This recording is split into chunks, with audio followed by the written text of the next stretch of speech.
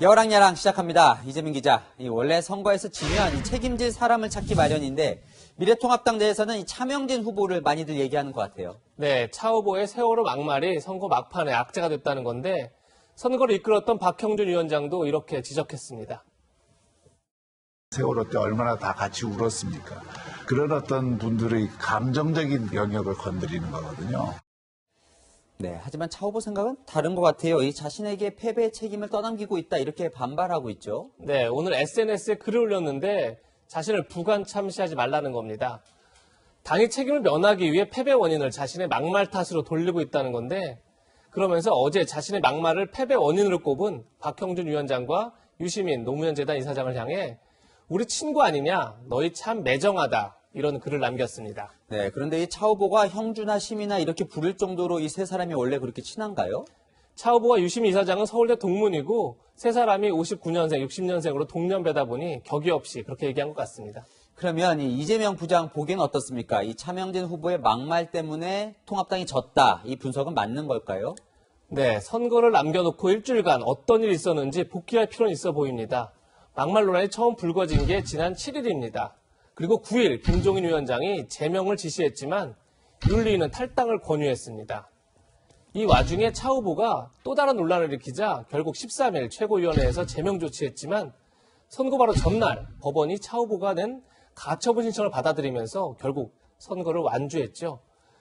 지난 일주일은 중도층이 마음을 정하는 매우 중요한 시기였는데 통합당은 그 일주일을 막말 논란 기사로 도배한 겁니다.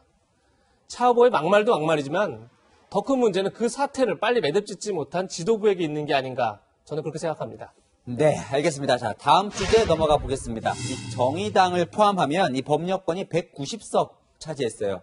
유시민 이사장의 예언이 적중을 한 건데 그런데 유 이사장이 그렇게 말한 것을 후회했다. 이건 무슨 말입니까? 네, 민주당의 압승 소식에도 미안함을 감추지 못했는데 이유가 있습니다.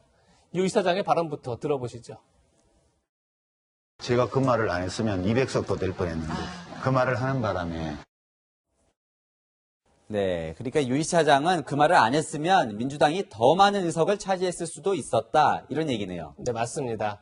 그런데 이게 유 이사장의 자격지심이 아니라 민주당 내부의 실제 분석입니다. 아, 그래요? 예, 민주당 이근영 전략기획위원장은 오늘 기자들을 만나 유 이사장 발언 때문에 조금 손해를 봤다.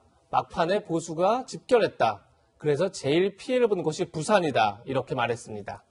부산은 전체 의석 18석 중에 6석이 민주당이었는데 이번에 3석으로 줄었습니다.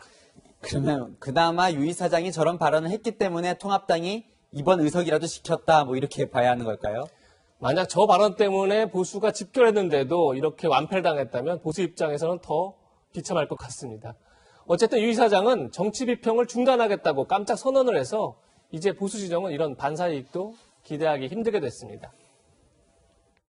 정치 비평을 좀 그만하려고 합니다. 말을 많이 하다 보면 틀린 말을 하게 되고 안 하면 더 좋았을 말도 하게 되고요. 네, 오늘은 소식을 하나 더 준비를 했다고요? 예, 총선 다음 날이라 이야기거리가 많아서 하나 더 준비했는데요. 이번에는 대한민국 최초 얘기입니다.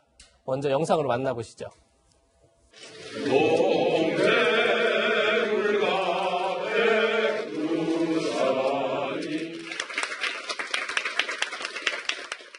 대한민국은 저의 조국입니다. 강남은 저의 고향입니다. 네, 감격의 눈물까지 흘리는데 이 태영호 전공사 지역구에서 당선된 첫 번째 탈북자 출신이에요. 네, 맞습니다. 2012년 총선 때 비례대표로 조명철 전 의원이 비례대표 의원을 한 적은 있지만 지역구는 처음인데요. 태전공사는 혹시 있을지 모를 테러 때문에 방탄조끼를 입고 선거운동을 했을 정도입니다. 선거운동 과정에서 여러 어려움이 떠올라 눈물을 쏟았을 것 같은데 그리고 또 그가 울컥한 이유가 또 있겠죠. 이걸 빼놓을 수 없을 겁니다. 근데 제가 여기 올 때 많은 사람들이 이렇게 말하더라고요. 강남 구민들이 탈북민을 뽑을 게 뭐냐. 여기 와서 당선되려면 스펙이 화려한 사람이 와야 된다. 대한민국의 부천에서 탈북민을 선택해서 3만 5천 명의 탈북민들한테는 진짜 큰 희망을 저는 줬다고 생각합니다. 오늘의 한마디는 300명의 당선자들에게 보내는 당부의 말입니다. 누군가에게 희망을 주는 정치, 이렇게 정했습니다. 네, 당선인들 어젯밤 자신을 뽑아준 유권자 한 명 한 명에게 느꼈던 감사함, 이 마음만 4년 동안 놓지 말고 붙들어 매시길 바랍니다. 지금까지 여랑야랑이었습니다.